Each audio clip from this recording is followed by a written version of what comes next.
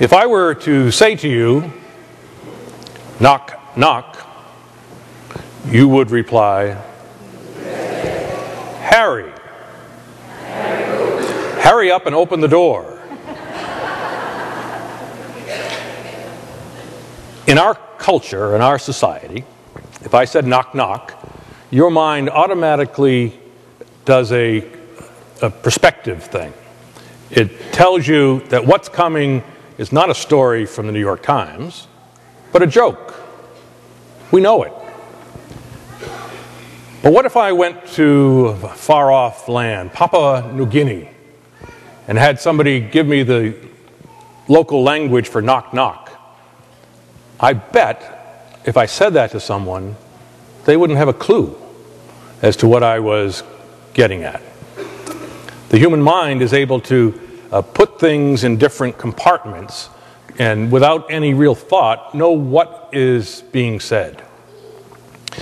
Something like that is needed if we're going to appreciate and understand the gospel story, where Jesus says, if you don't hate your mother and father, your children, your brother, your sister, you cannot be my disciple. Do we have to take that literally? No.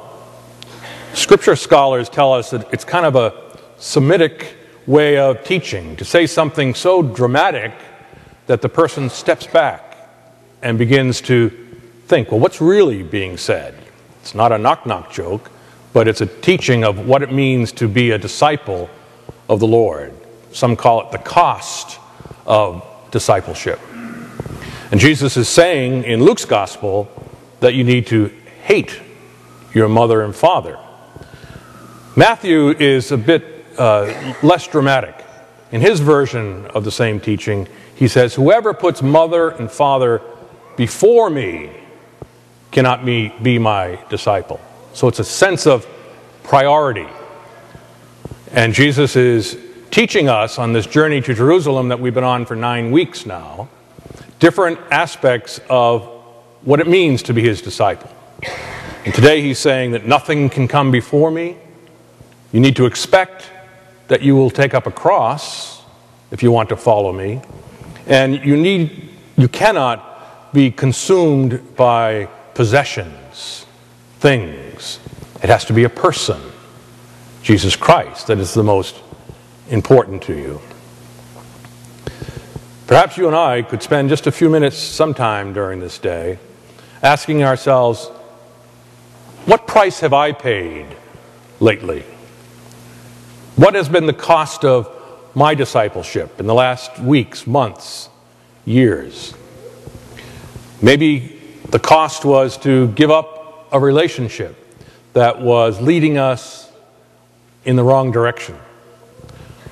Or maybe the price we paid was to pay more attention to family than to a job.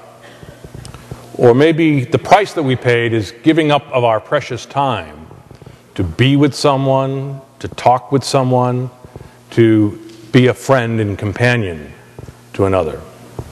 Or perhaps the price that we paid was just simply standing up for Catholic Christian principles in a society that is almost entirely secular.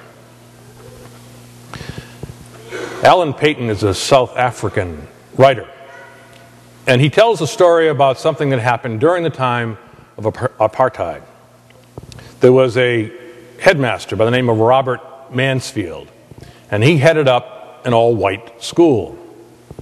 And Mansfield began to bring his athletic teams to play against all black schools. And eventually the Department of Education told him he had to stop, that that wasn't allowed. And Mansfield resigned. He was visited by a man by the name of Emmanuel Nene. He was a leader in the black community. And he came to Mansfield and said, I just wanted to meet a man who stood on his principles and left a job that was preventing him from having children, playing with other children. But Nene said, but be careful.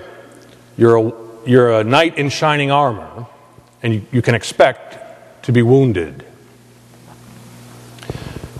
Mansfield said that was all right, and Nene said, but I'm going to join you. And Mansfield said, so you're going to be a knight in shining armor. You too might get wounded. And Nene said, the wounds don't bother me. What really frightens me, if I got to heaven and St. Peter looked at me and said, where are your wounds? Was there nothing in your life that wasn't worth fighting for? That would be the cost of discipleship. You and I, not literally, but figuratively, can expect to be wounded. It's the if we are living the life that we should. And it's part of the lesson that Jesus teaches us today on his way to Jerusalem.